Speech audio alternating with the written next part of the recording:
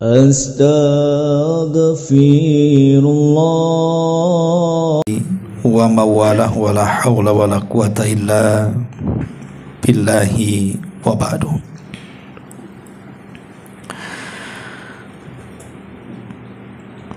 Alhamdulillah, di malam ini kita kembali duduk untuk bertalabul ilmi, dan kita akan meneruskan kajian kita masih membahas qasas daripada Al-Quran Al-Karim.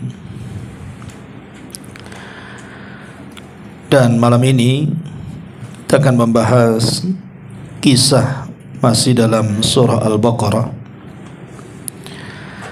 tepatnya ayat 58 dan 59. Tentu kisah ini sering kita dengar, tapi tidak mengapa untuk mengambil ibrah dan pelajaran dari kisah-kisah di dalam Al-Quran.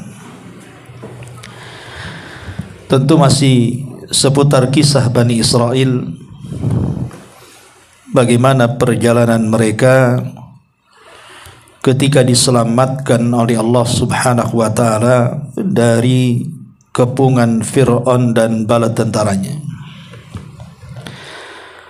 Baik, kita akan kisahkan secara urut dan singkat, baru masuk kepada kisahnya. Hadirin dan hadirat yang dimuliakan Allah Subhanahu wa ta'ala, saat Nabi Musa alaihi salatu wassalam membawa seluruh Bani Israel yang jumlahnya ribuan itu menyeberangi lautan,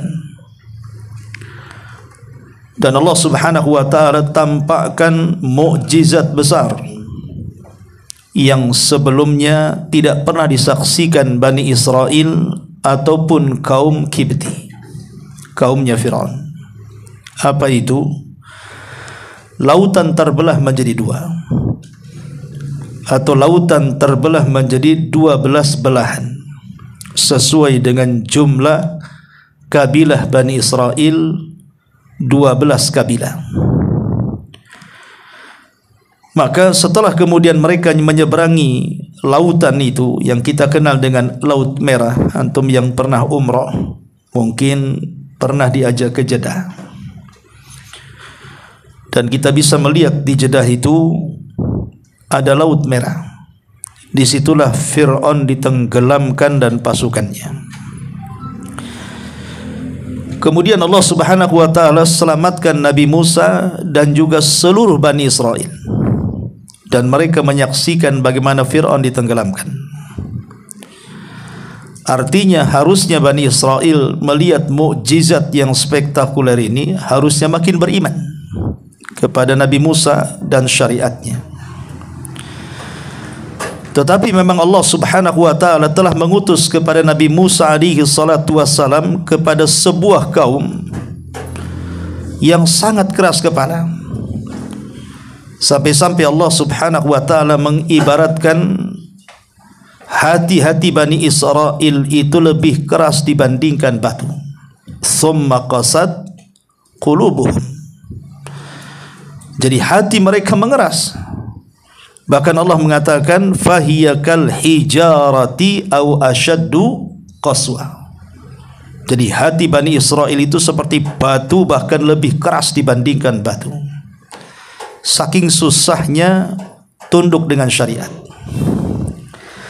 Buktinya saat mereka melewati sebuah daerah, di mana daerah itu umumnya para penyembah berhala, dan yang disembah adalah berhala-berhala patung anak sapi. Mereka kemudian datang kepada Nabi Musa alaihi salatu wassalam dan mengatakan, "Ya Musa, ij'al lana ilahan kama lahum alihah." Wahai Musa, jadikan sesembahan untuk kami sebagaimana mereka juga memiliki sesembahan.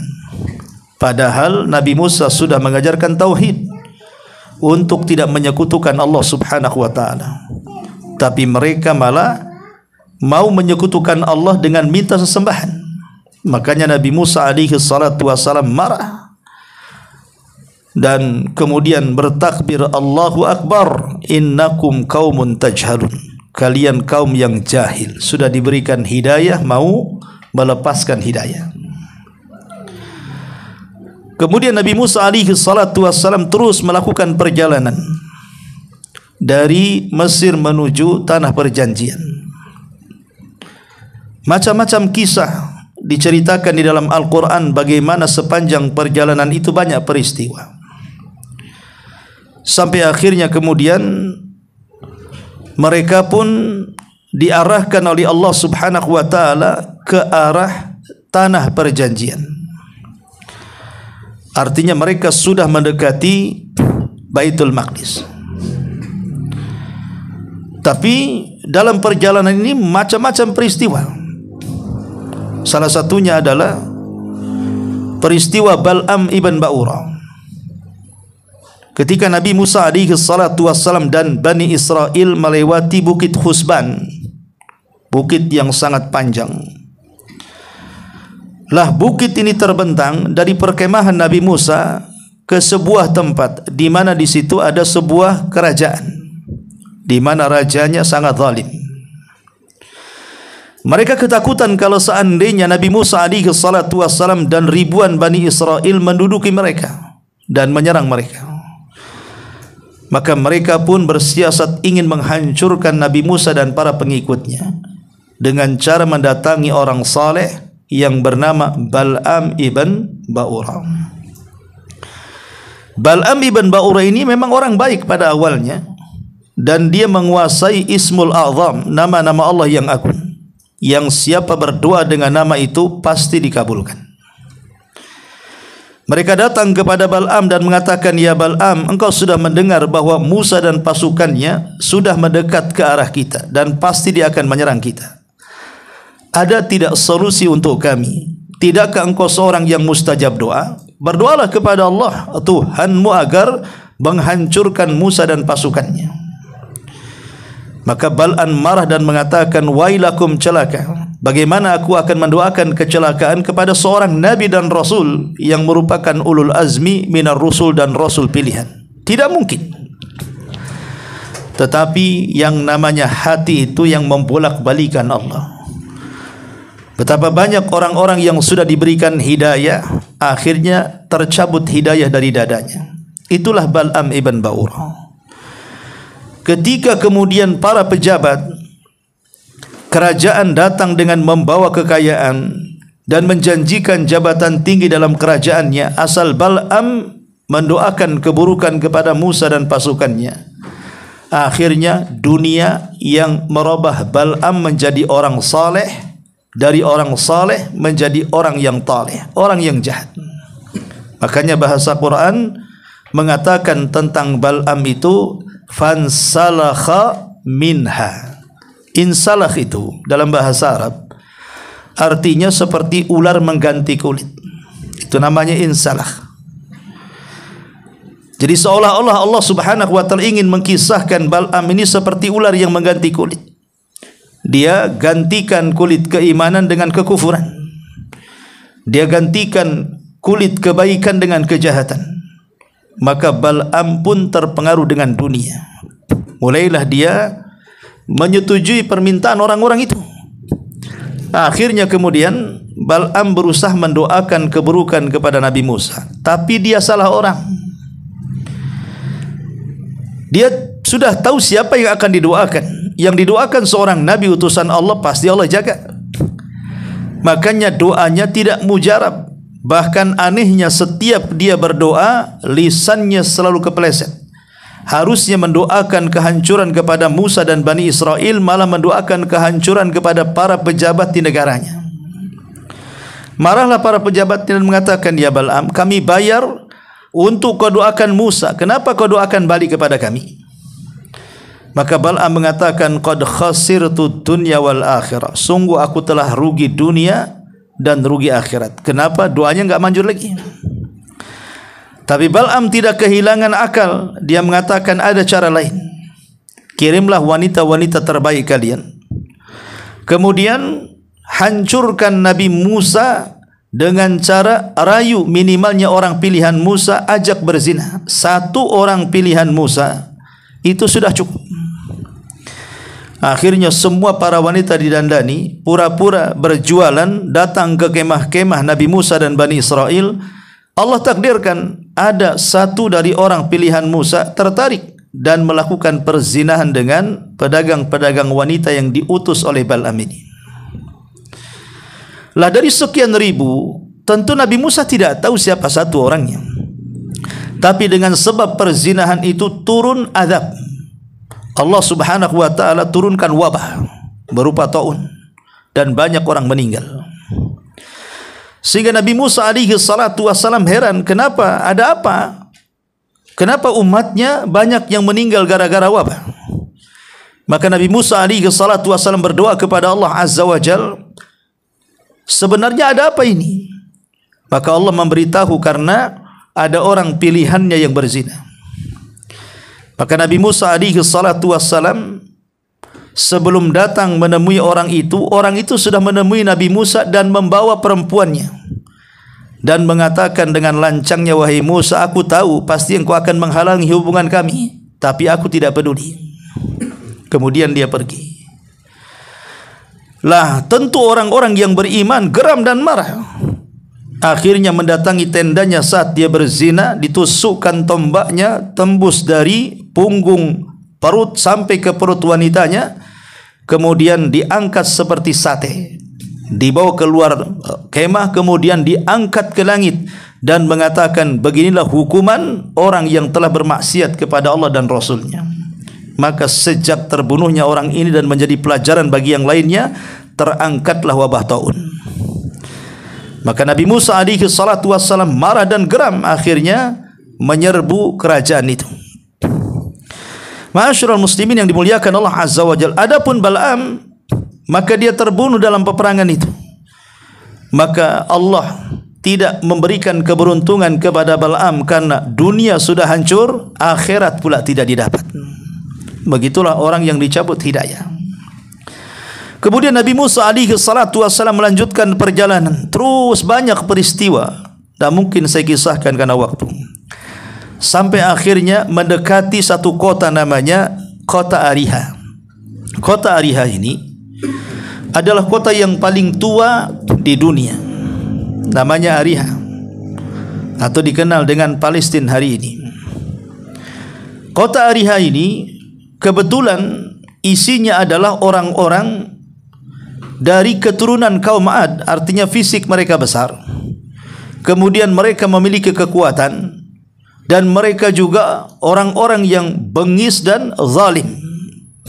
Jadi tidak mudah melewati kota itu. Sementara kalau ingin menguasai Baitul Maqdis, maka harus melewati kota itu. Dan dari kota itu ke Baitul Maqdis banyak raja-raja kecil. Sehingga perjuangan dan jihad Nabi Musa ini sungguh panjang dan melelahkan. Tetapi Nabi Musa alaihi salatu wassalam berdoa kepada Allah Azza wa Jalla agar Allah memberikan petunjuk dan memenangkan peperangannya. Dan Allah janjikan kemenangan. Jika Bani Israel mereka mau tunduk dengan nabinya, melaksanakan ibadah kepada Allah Subhanahu wa taala, maka Allah Subhanahu wa taala janjikan kemenangan. Dan itu Allah Subhanahu wa taala sebutkan dalam surah Al-Imran ayat 146. Allah mengatakan, wa ka'ayyin min nabiyyin qatala ma'ahu ribbiyuna katsir fama wahanu lima asabahum fi sabilillah wa ma dha'ufu wa mastakanu wallahu yuhibbus sabirin. Berapa banyak nabi-nabi yang berperang bersama mereka, sejumlah besar dari pengikutnya, dan mereka bertakwa.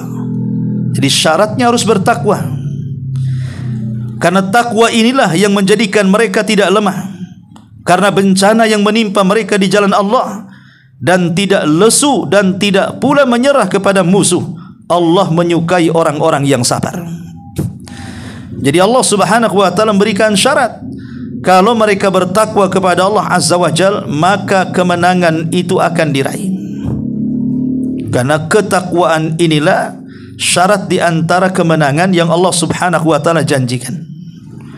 Dan itu juga sama dengan surah Al-Maidah ayat 12. Allah Subhanahu wa taala mengatakan, "Walaqad akhadallahu mitsaqa bani Israil wa ba'atsna minhum 12 naqiba wa qala Allahu inni ma'akum." Dan sesungguhnya Allah telah mengambil perjanjian kepada Bani Israel dan telah kami angkat di antara mereka 12 orang pemimpin.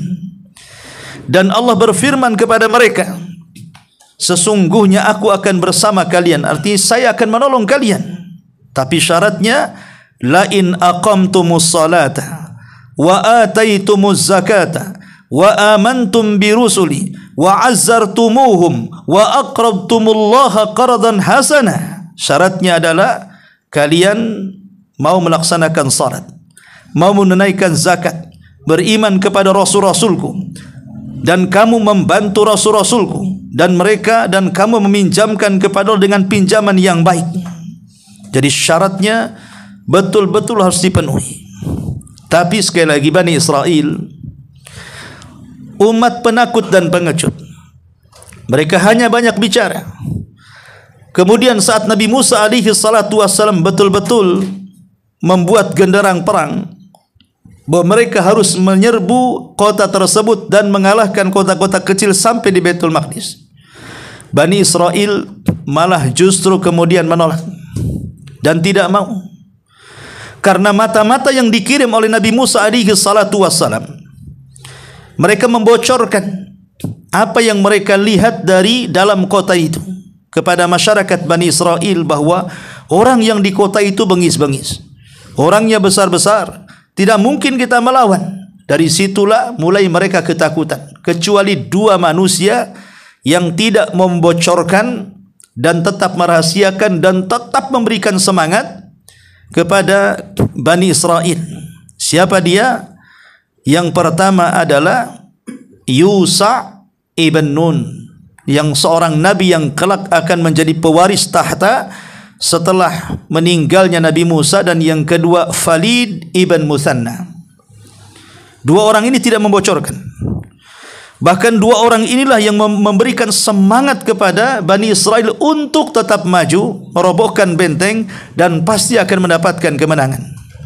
Tapi karena mereka sudah mendapatkan berita dari mata-mata dan sudah menyebar di tengah-tengah Bani Israel, tidak ada satupun Bani Israel yang percaya dengan 2 orang ini.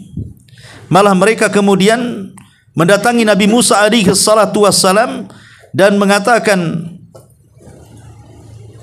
kami tidak akan masuk selamanya. Musa mengatakan kepada mereka, udkhulul ardal muqaddasata allati kataballahu lakum.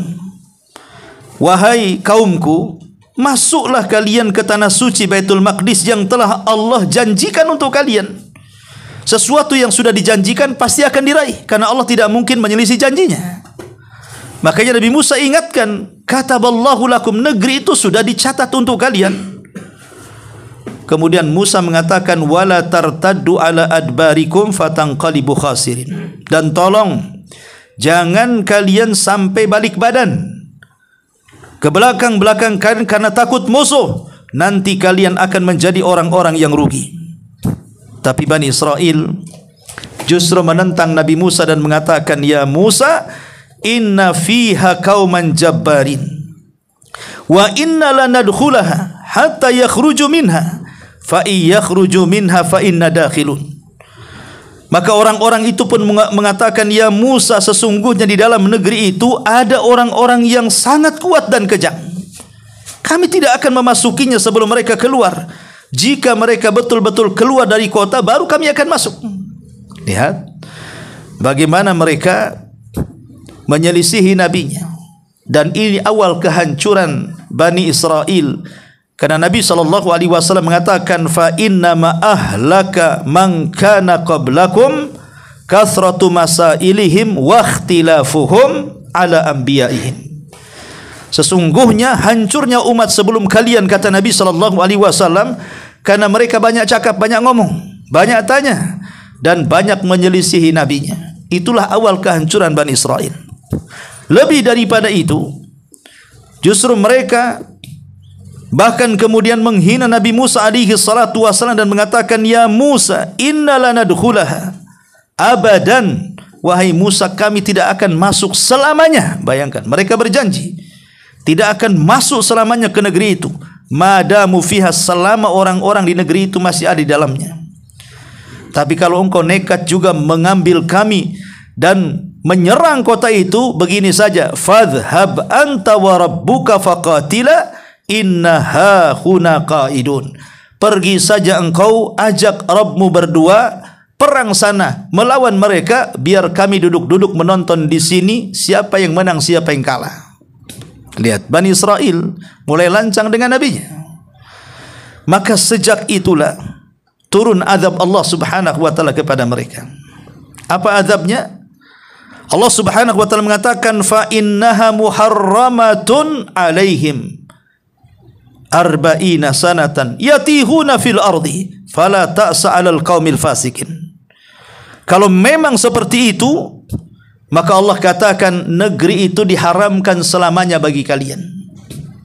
Coba bayangkan, awalnya negeri itu sudah dijanjikan, tapi karena mereka menentang nabinya, mengolok-olok nabinya, akhirnya negeri yang dijanjikan malah diharamkan. Tidak boleh masuk ke negeri itu selamanya.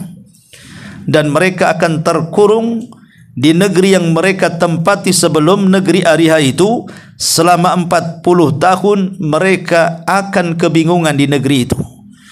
Pergi pagi, sore datang lagi ke tempat itu. Pergi malam, paginya datang lagi ke tempat itu. Tidak bisa keluar.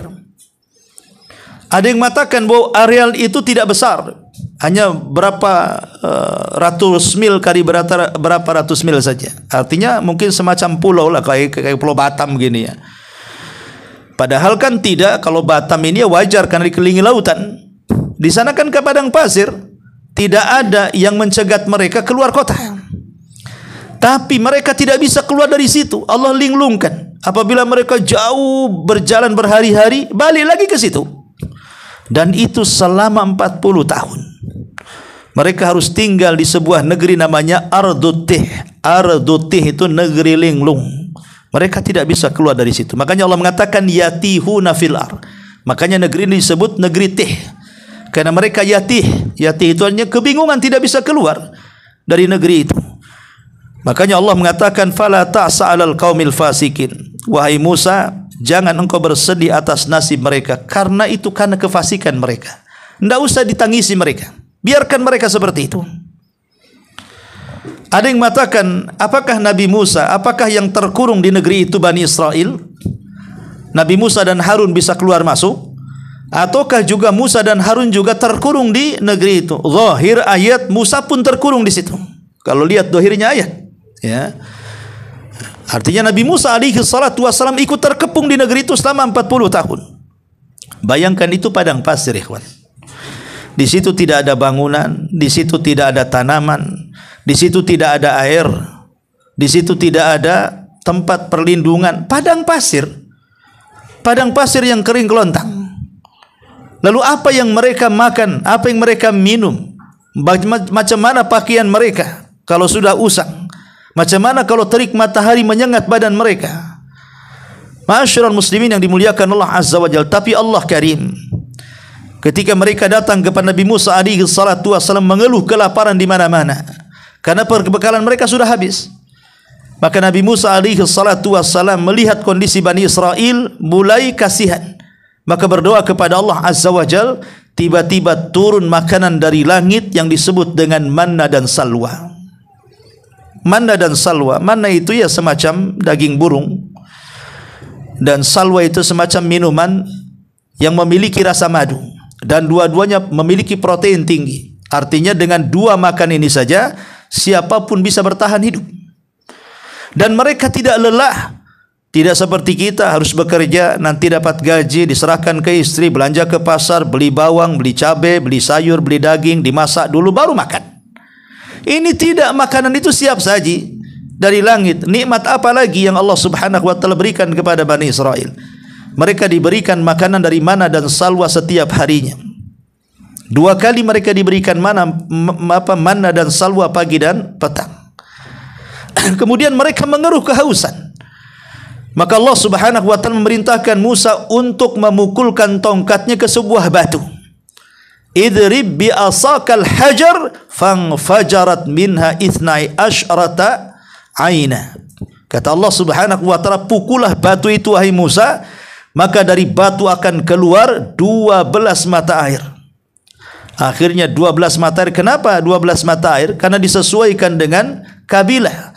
Karena jumlahnya kan 12 kabilah dari keturunan Yakub itu. Ya, dari Nabi Yusuf, turunan Nabi Yusuf, turunan Binyamin, turunan Yahuda, turunan Lawi dan macam-macam, Zabulun, macam-macam namanya aneh-aneh. Tapi dari 12 kabilah itulah kenapa dipisahkan mata airnya masing-masing. Akhirnya mereka pun merasa pakaian mereka tidak cukup, apalagi yang sudah robek. Mereka tidak bisa menjaga aurat. Maka Allah kemudian menurunkan juga pakaian kepada mereka.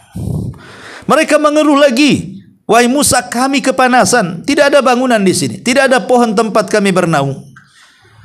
Hanya kemah-kemah yang kami dirikan ini tidak bisa menahan dari panas teriknya matahari. Akhirnya Nabi Musa berdoa lagi, maka Allah Subhanahu wa taala kirim awan hitam yang menghalangi matahari dengan badan mereka. Wa dhallalna 'alaihimul ghamam. Kami utus awan-awan itu sehingga awan itu menghalangi matahari dengan badan-badan Bani Israel. Akhirnya mereka pun merasa sejuk. Subhanallah, nikmat apa lagi? Ya. Walaupun mereka tidak punya rumah, tapi mereka ternaungi, baik dari panas ataupun hujan. Walaupun mereka tidak punya makan, sudah disediakan mana dan salwa. Walaupun mereka tidak membawa air, sudah disediakan mata air untuk mandi, minum dan yang semacamnya. Akhirnya selama 40 tahun negeri itu menjadi makmur. Walaupun tidak bisa keluar, tapi makmur. Makanan ada, minuman ada, pakaian ada, dan begitu seterusnya. Luar biasa. Mereka diberikan nikmat oleh Allah Subhanahu wa taala kepada Bani Israel dan nikmat-nikmat yang lainnya selama 40 tahun. Ya.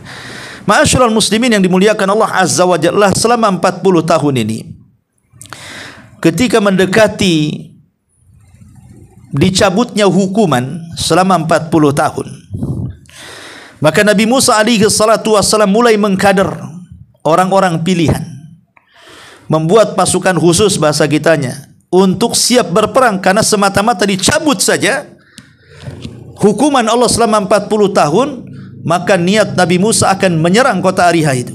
Makanya mempersiapkan dengan matang pasukan yang siap berani mati, bukan pasukan bapak-bapak mereka yang pengecut dan tidak mau berperang. Jadi betul-betul Musa mempersiapkan pasukan. Dan kita tahu bahwa Nabi Musa itu nabi yang sangat kuat, nabi yang sangat ulet, nabi yang sangat sabar. Tidak pernah sakit Nabi Musa itu, memang kuat badannya. Ketika menjelang betul-betul beberapa tahun lagi akan dicabut hukuman, tiba-tiba Allah Subhanahu wa taala takdirkan Nabi Harun meninggal dunia. Memang tidak dikisahkan dalam Quran atau dalam hadis Nabi sallallahu alaihi wasallam tentang kematiannya. Tapi mungkin kita bisa mengambil dari kisah Israiliyat. Jadi saat Nabi Musa dan Harun sedang berdua-duaan, tidak disaksikan Bani Israel membincangkan tentang Bani Israel. Rupanya itu hari kematian Harun alaihi salam. Saat datang malakul maut kemudian mencabut nyawa Harun, maka Allah angkat jasadnya ke langit. Sehingga Nabi Musa alaihi salatu wassalam dengan sedihnya pulang ke tengah-tengah Bani Israel, kemudian memberitahu Bani Israel bahwa Nabi Harun meninggal dunia. Marah Bani Israel. Kenapa marah? Karena bagi mereka Nabi Harun itu adalah nabi yang sangat dicintai dibandingkan Musa. Mereka tidak suka dengan Nabi Musa. Walaupun begitu mereka enggak berani. Karena Musa ini kan tegas orangnya, tapi Harun ini lembut sekali. Apalagi kalau kita lihat jejak sejarah, Nabi Harun itu tidak pernah meninggalkan Bani Israel sejak lahir, remaja, dewasa, menikah, sampai diangkat jadi nabi, sampai membimbing Bani Israel bersama Nabi Musa, sampai kemudian ke negeri linglung. Beda dengan Nabi Musa, kecil di istana Firaun, tidak pernah bersama Bani Israel. Sampai dewasa terjadi pembunuhan, lari ke Madian, sampai menikah di Madian 10 tahun, kemudian baru ke Mesir, baru diangkat jadi nabi. Itu pun langsung berhadapan dengan Firaun. Jadi keberadaan Nabi Musa dengan Bani Israel tidak lama, sehingga secara sosial, hubungan sosial kurang dekat. Beda dengan Nabi Harun, apalagi Nabi Harun dikenal kelembutannya. Makanya kedekatan Bani Israel dengan Harun itu lebih dibandingkan kepada Nabi Musa. Maka mereka curiga bahwa jangan-jangan Musa membunuhnya. Maka mereka marah. Tapi Musa mengatakan, aku tidak membunuhnya. Kalau engkau tidak membunuhnya, di mana jasadnya? Kenapa kau tidak bawa jasadnya? Maka Nabi Musa mengatakan bingung karena memang tidak ada jasadnya, sudah diangkat kan? Maka kemudian Musa berdoa kepada Allah agar diperlihatkan jasadnya supaya meredam kemarahan Bani Israel. Maka Allah turunkan jasadnya. Baru setelah Bani Israel melihat jasad Harun, barulah mereka yakin bahwa Harun memang sudah waktunya meninggal dunia, bukan karena dibunuh Nabi Musa. Sampai seperti itu tidak percayanya Bani Israel kepada nabinya, lo bayangkan ya. Tapi selang beberapa waktu, rupanya kemudian Nabi Musa pun mendekati ajalnya. Setelah kematian Harun, rupanya Allah Subhanahu wa taala takdirkan Nabi Musa pun mendekat ajalnya. Disebutkan dalam riwayat Muslim dari hadis Abi Hurairah radhiyallahu an, datang malakul maut menemui Nabi Musa alaihi salatu wasalam. Sementara Nabi Musa ketika itu kan kuat-kuatnya, dan dia sudah memiliki pasukan yang siap tempur, dan tinggal 1 tahun lagi diangkat hukuman itu. Tiba-tiba datang malakul maut, kemudian mengatakan, ya Musa ajib rabbak, wahai Musa penuhilah panggilan Rabbmu. Apa kata Musa? Apa maksudnya? Kematianmu dan ajalmu sudah sampai di sini. Tiba-tiba Musa marah. Macam mana dia belum menguasai Baitul Maqdis, tiba-tiba kemudian Allah mengirim malakul maut.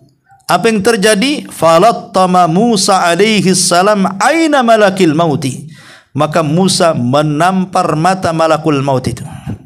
Apa yang terjadi? Keluarlah kedua matanya. Bayangkan, satu-satunya nabi yang menampar malakul maut ya Musa ini. Tampar malakul mautnya, kurang ajar kamu. Tampar keluar matanya. Kalau memang mungkin saya yang bercerita, mungkin antum ala ini bohong aja Ustaz. Di mana ada orang bisa nampar malakul maut? Tapi ini kan hadis sahih, riwayat Muslim. Ya. Dan Sahih Muslim adalah kitab tersahih setelah Bukhari, setelah Al-Quran. Bagaimana kita akan mengingkari hadis ini? Ya kita imani sajalah, Nabi Musa menampar malaikat, keluar matanya, sudah selesai sampai di sini. Dia keluar matanya. Kemudian matanya dibawa, kemudian dia naik lagi melaporkan kepada Allah Subhanahu wa taala dan mengatakan, ya Rabb innaka arsaltani ila abdin laka la yuridul maut ya Rabb. Kenapa kau utus aku kepada seseorang yang enggak mau mati, katanya. Kok aku utus kepada orang yang enggak mau mati, ini gimana ceritanya? Maka Allah Subhanahu wa taala sembuhkan kembali kedua mata malakul maut dan mengatakan kepada malakul maut, katakan kepada Musa, dia ingin hidup atau ingin mati? Katakan itu. Kalau dia ingin hidup, maka letakkan telapak tangannya di sebuah banteng yang berbulu. Maka bulu yang tertutup telapak tangan itu, maka 1 bulu aku beri kehidupan 1 tahun.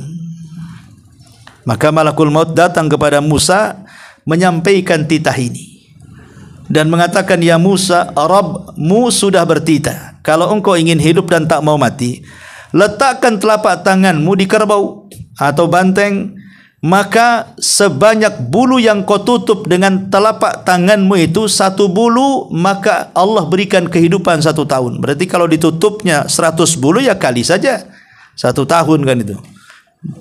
Berarti 100 tahun lagi dia hidup kalau pas 100 bulunya yang ditutup. Tapi Nabi Musa alaihi salatu wassalam sudah tahu bahwa takdirnya sudah sampai di situ. Maka dia memilih kematian.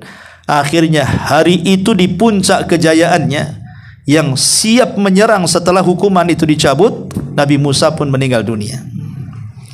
Ma'asyiral muslimin yang dimuliakan Allah Subhanahu wa taala, setelah Nabi Musa meninggal dunia, Pasukan ini kemudian dipimpin oleh seorang nabi, penerus Musa alaihi salatu wassalam, penerus Harun, namanya Yusha ibn Nun. Yusha ini dalam bahasa Bible itu disebut Yosua. Yosua ibn Nun. Kalau istilah kita Yusha ibn Nun, istilah mereka Yosua. Ingat, Nabi Yosua ini adalah nabi yang disepakati oleh seluruh agama. Baik Yahudi sangat mengagumi nabi ini, baik Nasrani sangat mengagumi nabi ini. Begitu juga Islam mengakui. Bahkan mereka sepakat bahwa inilah nabi pertama setelah kematian Nabi Musa alaihi salatu wassalam. Tidak diperselisihkan kenabiannya. Makanya orang-orang Yahudi sampai punya kitab khusus yang menceritakan tentang Yosua, sampai 400 lebih lembar, beberapa dijadikan beberapa jilid, namanya kitab Yosua. Jadi orang Yahudi sampai punya kitab sendiri selain daripada kitab perjanjian lama yang termuat 5 kitab kan ya. 5 kitab itu ma'ruf ya di dalam, kalau antum membaca Injil itu kan ada namanya kitab bilangan, ada namanya kitab ulangan, ada namanya kitab keluaran, ada yang namanya kitab kejadian, ada namanya kitab imamat. Itu isi Taurat tuh. Isi Taurat itu terbagi menjadi kitab, 5 kitab. Ya, kitab kejadian maksudnya penciptaan langit, penciptaan bumi, itu namanya kitab kejadian ya. Kemudian ada namanya kitab imamat, kitab keluaran, kitab ulangan, kitab bilangan. Tapi mereka ada kitab yang terpisah, namanya kitab Yosua namanya. Ya. Lah kitab-kitab ini juga diimani oleh orang-orang Nasrani, karena bedanya Yahudi dengan Nasrani ya. Kalau antum datang ke tempat-tempat ibadahnya Yahudi yang kita kenal dengan sinagog, ya, maka Anda tidak akan mendapatkan Injil di situ. Kenapa? Karena orang Yahudi tidak mengakui Injil. Tapi kalau antum masuk ke gereja, maka di situ ada Injil dan Taurat. Bagi orang Nasrani, Injil itu perjanjian baru dan Taurat itu perjanjian lama dan dibungkus dalam satu kitab. Jadi Nasrani mengakui tentang kitab Taurat, bahkan dijadikan hukum bagi mereka, tapi Yahudi tidak. Yahudi tidak pernah mengakui Injil yang 40 Injil, walaupun yang disepakati kan cuma 4. Ya kan? Injil Matius itu yang disepakati. Ya, Injil berapa? Hanya 4 saja yang disepakati. Semua orang Yahudi mengingkari, tidak ada Injil, tidak ada Isa. Makanya orang-orang Nasrani mengkafirkan Yahudi. Kenapa? Karena tidak mengakui Nabi dan kitabnya. Itu ya. Sama dengan kita orang Islam mengkafirkan Nasrani karena tidak mengakui Muhammad dan Qurannya. Ya. Apa bedanya? Tapi Islam itu adil. Islam mengakui Musa dan Tauratnya, Islam mengakui Isa dan Injilnya, dan Islam juga mengakui Muhammad dan Qurannya. Tapi mereka tidak. Yahudi hanya mengakui satu saja, Musa dan Tauratnya. Nasrani hanya mengakui 2 saja, Injil dan Isa, Taurat dan Musa. Sementara Islam mengakui semuanya. La nufarriqu baina ahadin mir rusuli. Kami tidak membeda-bedakan para nabi dan rasul yang diutus kepada manusia dari Allah Azza wa Jal. Cuman kebenaran mereka tidak mutlak, kebenaran mereka sesuai dengan zamannya. Artinya betul di zaman Nabi Musa dan Taurat itulah hidayah. Siapa yang tidak ikut Musa dan Taurat sesat. Tapi setelah datang Isa dan Injilnya, tidak berlaku Musa dan Tauratnya, yang berlaku hanya Isa dan Injilnya. Betul di zamannya. Tapi setelah datangnya Muhammad sallallahu alaihi wasallam dan Qur'annya, maka itulah hidayah. Maka kitab-kitab dan rasul-rasul sebelumnya ajarannya tidak berlaku. Makanya Rasul mengatakan, tidaklah seorang Yahudi ataupun Nasrani yang mendengar kedatanganku kemudian tidak beriman kepadaku, kecuali Allah masukkan dia ke dalam jahanam. Harus mengakui Islam mau tidak mau. Kita harus fanatik dengan Islam.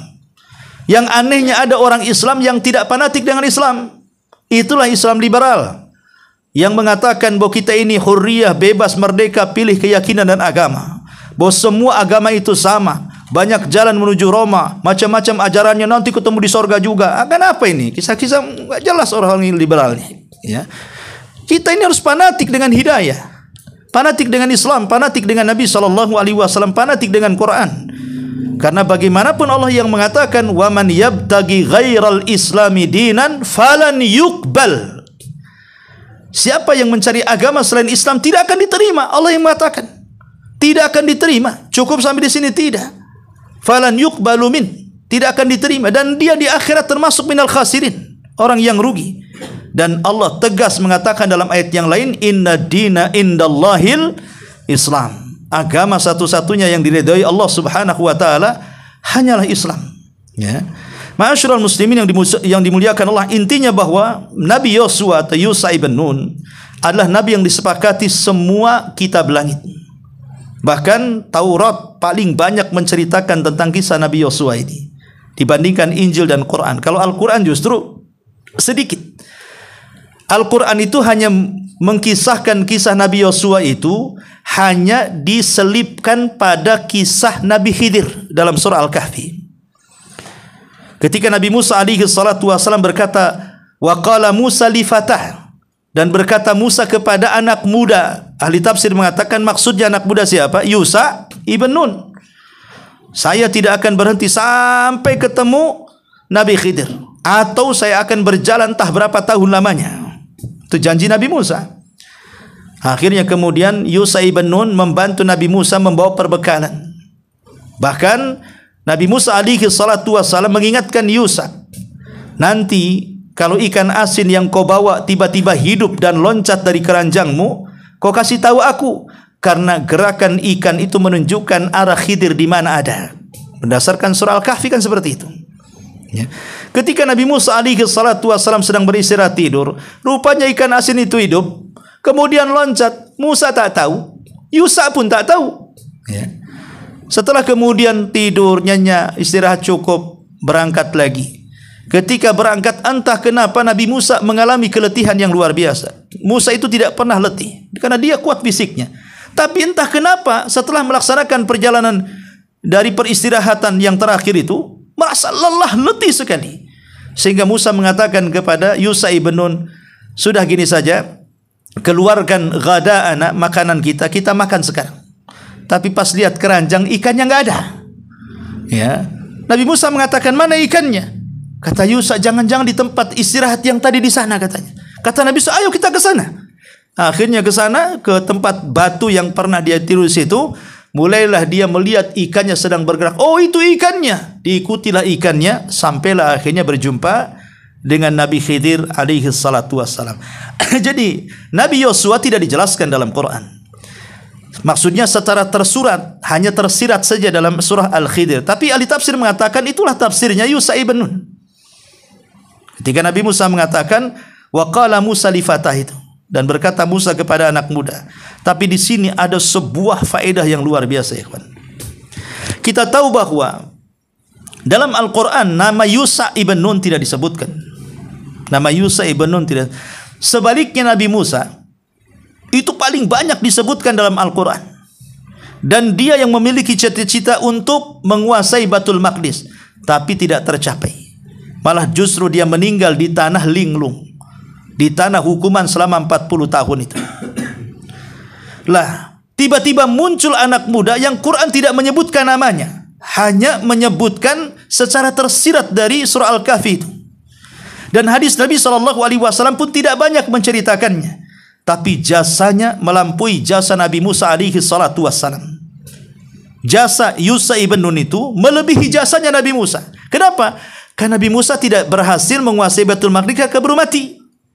Tapi Yosua inilah yang kemudian membawa pasukan besar yang berani mati, mampu mengalahkan negeri Ariha, dan sampai disebutkan 37 raja dibantainya. Dan ingat, peperangan di zaman dulu beda dengan zaman sekarang yang ada aturannya. Di zaman dulu kalau perang harus dibunuh semuanya. Masuk kampung dibunuh semuanya, jangan disisakan. Mau anak kecil, mau bayi, mau orang tua, mau nenek-nenek, mau kakek-kakek, mau orang, semua dibunuh, tidak disisakan.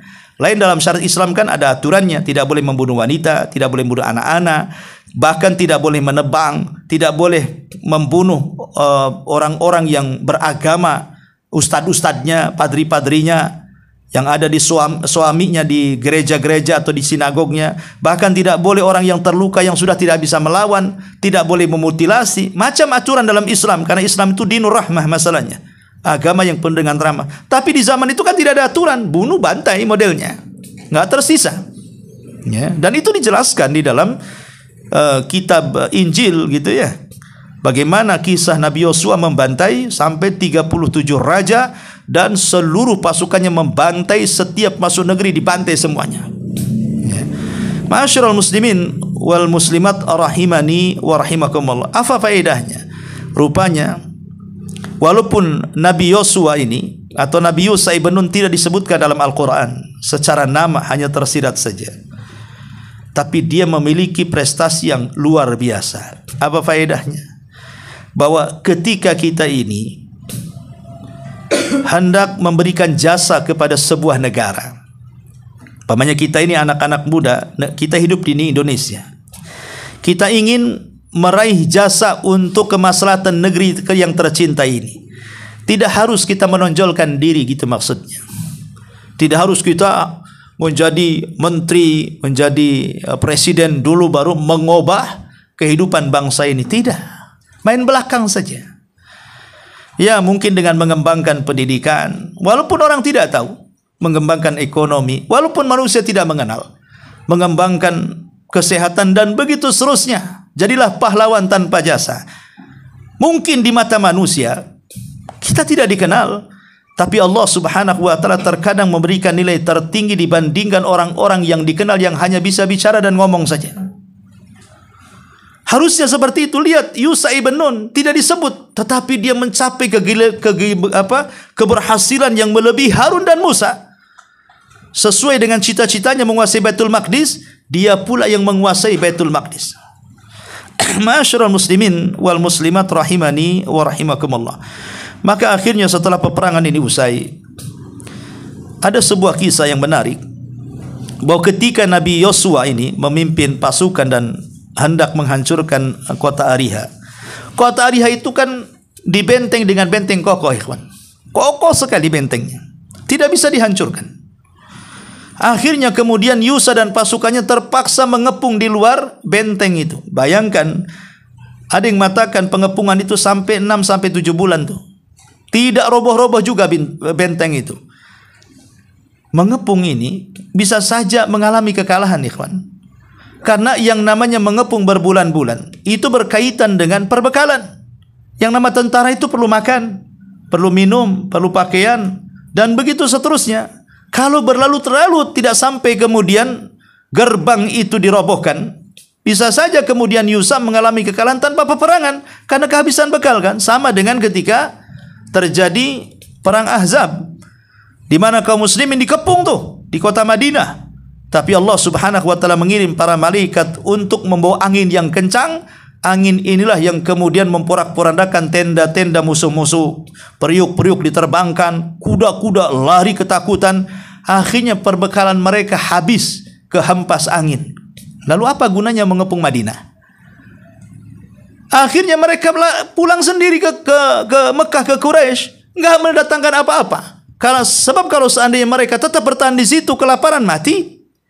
Akhirnya mereka menyerah, pulang, nggak ada peperangan, dimenangkan kaum muslimin. Ya. Lah seperti itu, tetapi Allah Subhanahu wa taala tidak mengizinkan seperti itu. Memang Allah sudah janjikan bahwa Baitul Maqdis akan tumbang di tangan Yosua ibn Nun ini. Maka selama 6 bulan roboh benteng itu.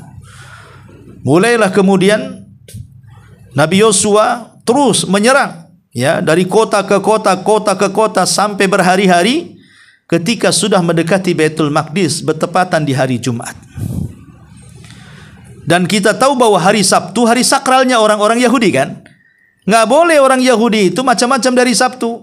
Makanya lihat orang yang mengambil ikan dari Sabtu dikutuk jadi kera. Karena itu hari sakral tempat ibadah. Lah Nabi Yusha berpikir kalau peperangan ini tidak diselesaikan sampai ke hari Sabtu, ini akan mempersulit, bisa saja mereka minta bantuan kepada orang lain, kepada negara lain, kepada daerah lain, dan ini akan memperpanjang perang, ya, dan akan sulit untuk mendapatkan kesempatan emas seperti ini. Akhirnya Nabi Yusha melihat matahari. saat hendak tenggelam dia mengatakan sebagaimana hadis yang sahih, ya, yang disahihkan oleh Syekh Albani rahimahullahu taala, ma khubisati syamsu qattun illa ala Yusa ibn Nun. Tidak pernah terjadi matahari terhenti kecuali oleh seorang laki-laki namanya Yusa ibn Nun. Jadi Yusa memandang matahari dan mengatakan, inni ya syamsa inni ma'mur wa innaki ma'mur. Kami diperintah sebagaimana engkau diperintah, dan kami sama-sama berjuang karena Allah dan berjalan untuk Allah. Sebaiknya kau jangan tenggelam dulu. Ya. Subhanallah, Allah kabulkan permintaannya. Matahari tidak bergerak sampai peperangan itu dimenangkan oleh Yusa ibn Nun, baru matahari tenggelam. Tidak ada satupun nabi yang diberikan mukjizat mampu menghentikan matahari kecuali Yusa ibn Nun.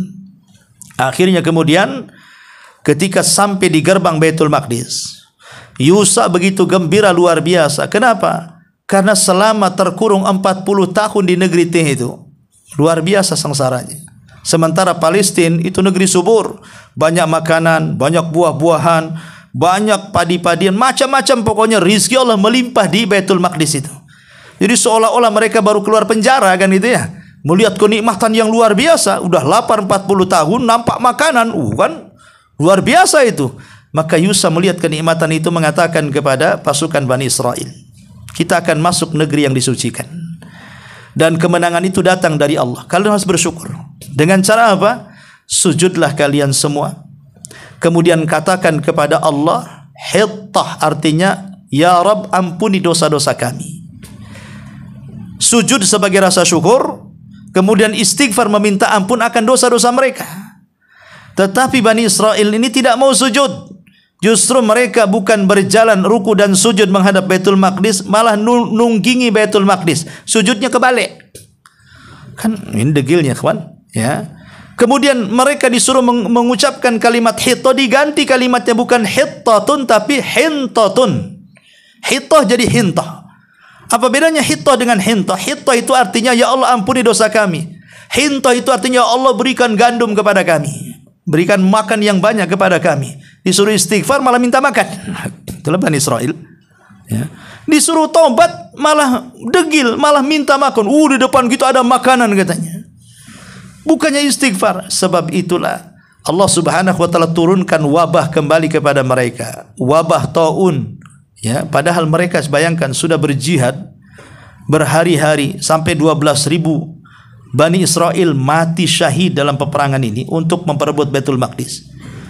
Mereka tinggal bersyukur tak mau. Akhirnya datang wabah taun, ribuan Bani Israel meninggal. Allah. Adapun orang-orang yang beriman yang bersama Yosua ibn Nun, mereka mampu memasuki Baitul Maqdis dengan penuh iman dan syukur kepada Allah Azza wa Jalla. Akhirnya mereka hidup di Baitul Maqdis ataupun di tanah Palestina menjadi umat yang sangat bahagia, penuh dengan kenikmatan Allah Subhanahu wa taala di bawah kendali Yusa ibn Nun alaihi salam.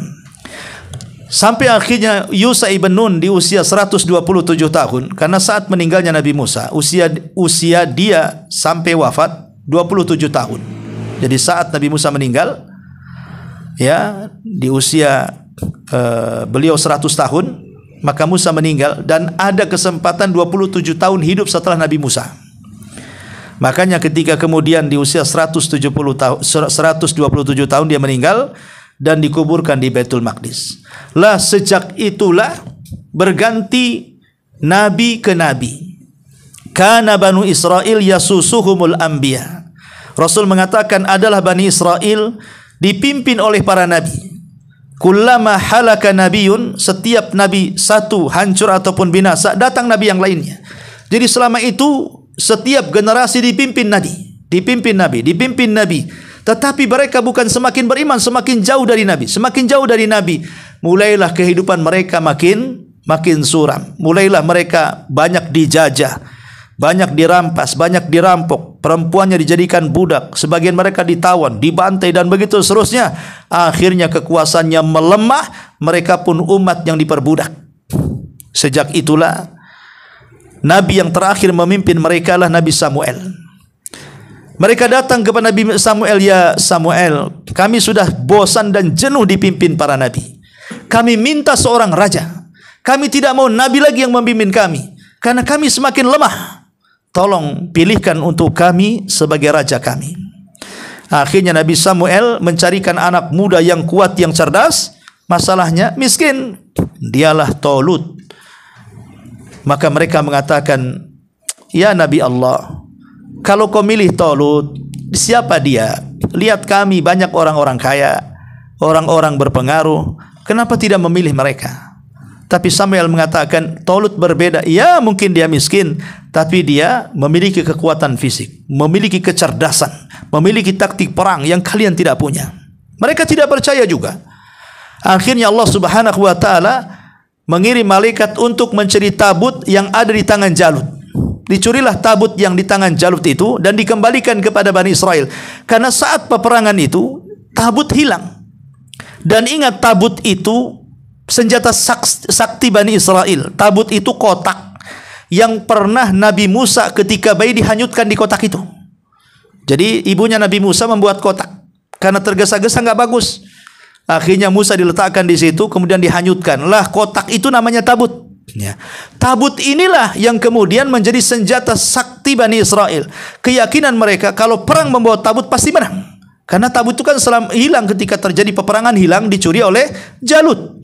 Maka diambil oleh malaikat, kemudian diserahkan ke rumah Talut, dan Talut kemudian memberitahu bahwa tabut ada di tangannya. Karena isi tabut itu kan peninggalan Nabi Musa, ada tongkatnya Nabi Musa, ada pakaiannya Nabi Musa, dan sedikit peninggalan Nabi Harun di situ semuanya. Ya, akhirnya mereka yakin Talut menjadi pemimpin mereka setelah di tangannya ada tabut. Ya. Tetapi kemudian Talut mensyaratkan, sebagaimana Yosua Ibn Nun kan mensyaratkan juga. Saat memilih pasukan kan gak sembarang Yosua. Kenapa dia bisa menang?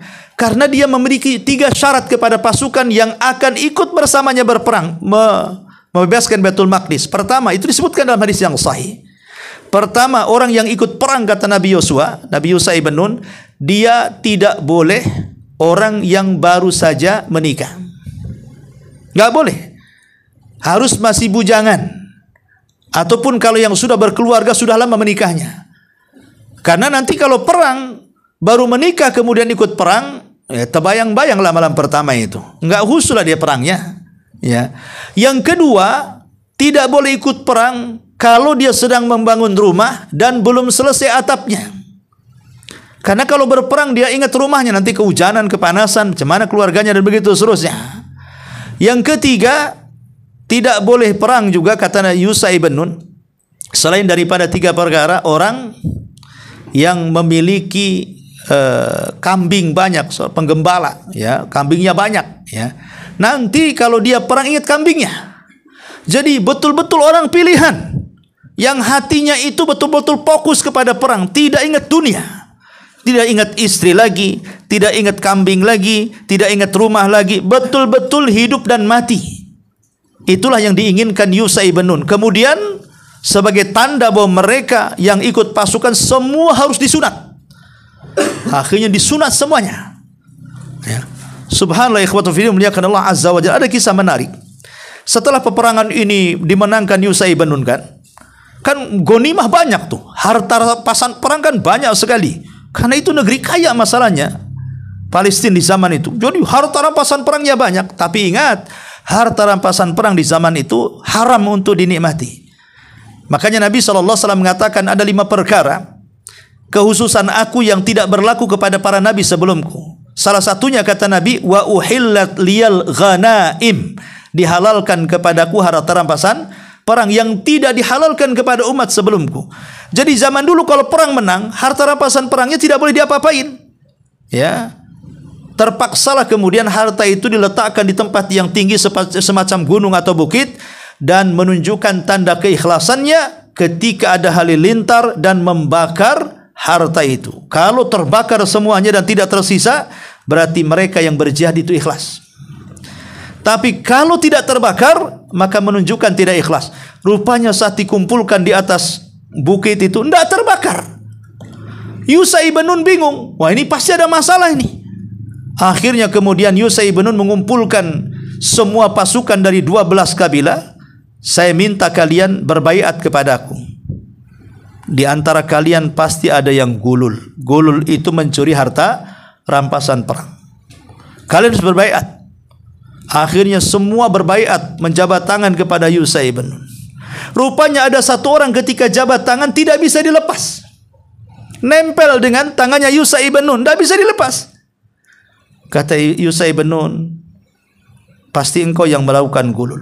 Akhirnya dia mengaku si fulan. Ada beberapa orang yang mengambil harta rampasan perang itu. Kata Nabi Yusha, kembalikan.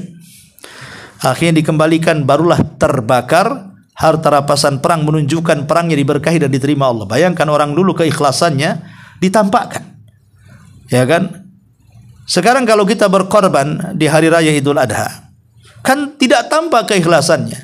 Karena kan orang dulu kalau korban kan diletakkan di gunung, siapa yang disambar kambingnya dengan halilintar mati, itulah ikhlas.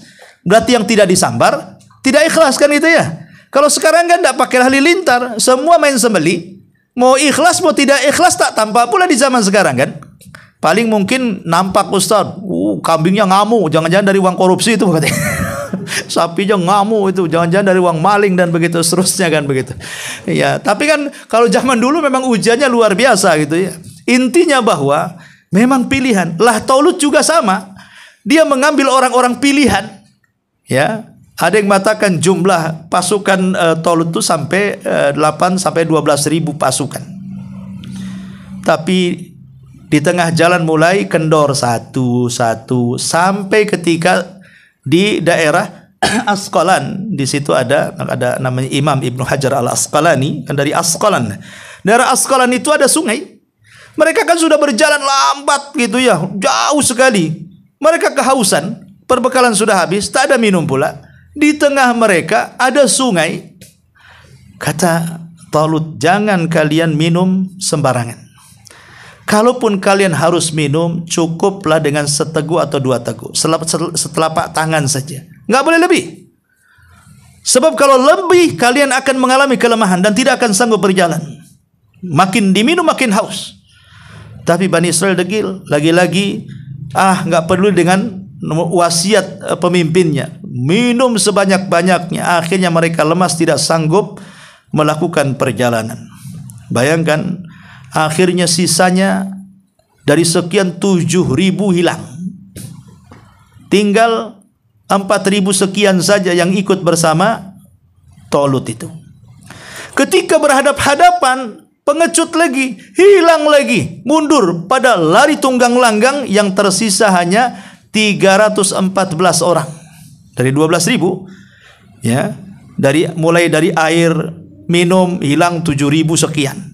Kemudian ketika melihat pasukan yang gede-gede banyak, ketakutan, lari tunggang langgang. Yang berani sisa 314 orang, persis seperti tentara Rasul di Badar. Rasul ketika menghadapi orang musyrik dalam perang perdana, jumlah di Badar itu 314 orang melawan 1.000 orang. Lah tentara Talut dengan tentara Rasul di Badar itu kurang lebih segitu jumlahnya. Maka akhirnya Talut hanya melihat orang pilihan 314 orang, di hadapannya ribuan tentara Jalut. Tetapi ingat, Allah mengatakan kam min fi'atin qalilatin ghalabat fi'atan katsiratan biidznillah. Berapa banyak pasukan kecil bisa mengalahkan pasukan yang banyak, semuanya karena izin Allah Subhanahu wa taala. Akhirnya Talut berdiri menghadap pasukannya. Karena kan di zaman itu kalau sebelum perang kan ada sistem mubarazah, adu tanding. Mana jagoanmu? Nih jagoan gua nih. Nah, nanti perang antara jagoan itu. Siapa yang kalah, siapa menang. Kalau sudah habis jagoannya bertanding, baru perang besar. Ya, rupanya mereka langsung Jalut yang maju. Pimpinannya langsung yang maju. Ya getar semuanya lah. Jalut nih pimpinan yang bengis, yang besar. Siapa yang bisa melawan Jalut ini? Tapi Talut tidak bisa, tak kehilangan akal. Dia mengatakan kepada pasukan yang 314 orang itu, siapa di antara kalian yang mau maju? Tidak ada yang mau maju. Ya. Sampai akhirnya dia memberikan hadiah. Siapa yang bisa membunuh Jalut, dia akan mewarisi tahtaku. Bukan hanya itu, dia kawin dengan putriku. Ya mikir juga, walaupun hadiahnya besar, akan mendapatkan putri Talut dan akan menjadi pewaris tahta. Kalau kemudian duel dengan Jalut mati, nggak dapat dua-duanya. Ya. nggak ada yang berani maju. Tiba-tiba asgharuhum, orang yang paling kecil, yang paling muda di antara mereka, sang pemberani maju ke depan. Udah paling kecil badannya, paling kecil usianya, tapi paling besar nyalinya. Dia mengatakan kepada Talut, betul janjimu wahai sang pemimpin? Ya. Rupanya orang itu namanya Daud, yang kelak akan jadi nabi. Daud ini di masa mudanya, dia seorang penggembala kambing. Berpuluh-puluh tahun jadi penggembala kambing, dan berpuluh-puluh tahun dia melawan serigala yang akan merekam kambing. Dan dia punya keahlian main ketapel. Setiap ketapelnya diarahkan ke serigala, pasti kena sasaran dan pasti mati serigala itu. Itulah kelebihannya Nabi Allah Daud. Sejak kecil dia tukang main ketapel. Makanya senjatanya ketapel. Ketika dia melihat Jalut, besar, gede, raksasa, dia kecil, paling muda lagi. Dia hanya mengambil beberapa batu, kemudian diketapel. Ya, Jalut pikir, itulah kadang-kadang ikhwan dalam peperangan itu tidak boleh meremehkan siapapun. Karena terkadang musuh yang dianggap lemah, dia pula yang membunuh kita. Contoh dalam perang Uhud, di mana Wahsy yang membunuh Hamzah. Hamzah tidak melihat Wahsy ini membahayakan, karena dia bukan dari pasukan, bukan pasukan intinya Abi Sufyan, bukan pasukan yang pemberani di depan dia. Wahsy ini seorang budak lemah, sehingga Hamzah tidak menganggap siapa-siapa. Rupanya yang dianggap lemah oleh Hamzah, dia pula yang membunuh Hamzah. Saat lengahnya dibidikkan tombaknya mengenai perutnya, matilah Hamzah di tangan Wahsy. Lah begitu juga Jalut menganggap, ala siapa si Daud ini? Ya, rupanya dengan 3-4 ketepel kena kepalanya, pecah kepalanya, mati dia. Sejak itulah, walaupun tentara banyak ketika pemimpinnya lemah, maka Talut pun bisa menghancurkan tentara Jalut. Akhirnya Daud menikahi putri Talut, dan setelah meninggalnya Talut, dia mewarisi tahta dan menjadi raja sekaligus nabi. Itulah sejarah yang merubah Bani Israel. Ada raja yang merangkap nabi. Biasanya raja-raja saja, dan itu keturunan Yahuda. Biasanya nabi-nabi saja, dan itu keturunan Lawi.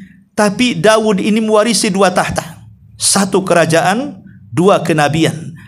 Makanya Bani Israel makmur di tangan Nabi Daud alaihi salatu wassalam, dan puncak kemakmurannya ketika turun tahta kepada Sulaiman alaihi salatu wassalam, raja dan juga nabi. Itulah puncak kemakmuran Bani Israel. Tapi setelah Sulaiman meninggal dunia, dipimpin oleh anaknya, kemudian turunannya mulailah melemah. Akhirnya datanglah pasukan Bukhtun Nasr, menghancurkan Yahudi dan memperbudak, dibawa ke Babil. Perempuannya dijadikan budak, anak-anaknya dijadikan budak, dan laki-lakinya dibantai sehingga mereka pun tunggang langgang hijrah ke beberapa tempat. Kocar-kacir kemana-mana, dan kebanyakan mereka tinggal di barat sana. Dan pada Perang Dunia Pertama, kemudian mereka mencari tanah. Akhirnya karena Turki mengalami kekalahan, kemudian dipaksa tanah Palestina diduduki orang Yahudi. Perang Dunia Kedua sama. Akhirnya banyak orang-orang Yahudi dari mana, akhirnya mereka pun melakukan eksodus dari beberapa negeri ke Palestina. Kemudian mengaku lahan mereka, dan sedikit demi sedikit dari 100% tanah Palestina hanya tinggal 10% saja boleh jadi tanah Palestina. 80% atau 90% sudah dikuasai orang-orang Yahudi. Hanya tepi barat dan jalur Gaza saja. Subhanallah, ya boleh jadi mungkin lama-lama habis. Ya. Tapi janji Allah Subhanahu wa taala bahwa negeri itu akan kembali kepada kaum muslimin kerak di era kejayaannya ketika Allah Subhanahu wa taala mengutus Al-Mahdil Muntadhar yang ditunggu-tunggu kaum muslimin. Kapan datangnya? Wallahu a'lam. Yang jelas kita harus yakin kedatangannya. Tapi jangan kemudian percaya dengan orang-orang yang mengaku nabi seperti Imam Mahdi dari Medan, Imam Mahdi dari Jawa, apalagi ada perempuan mengaku Imam Mahdi dari Eden dan macam-macam, ya. Intinya bahwa Imam Mahdi belum muncul karena munculnya sebagai muqaddimah alamat kiamat besar. Wallahu alam. Ini yang bisa saya sampaikan, kisah tentang perjalanan Bani Israel. Subhanakallahumma bihamdika asyhadu an la ilaha illa anta astaghfiruka wa atubu ilaik. Allahu taala alam. Assalamualaikum warahmatullahi wabarakatuh.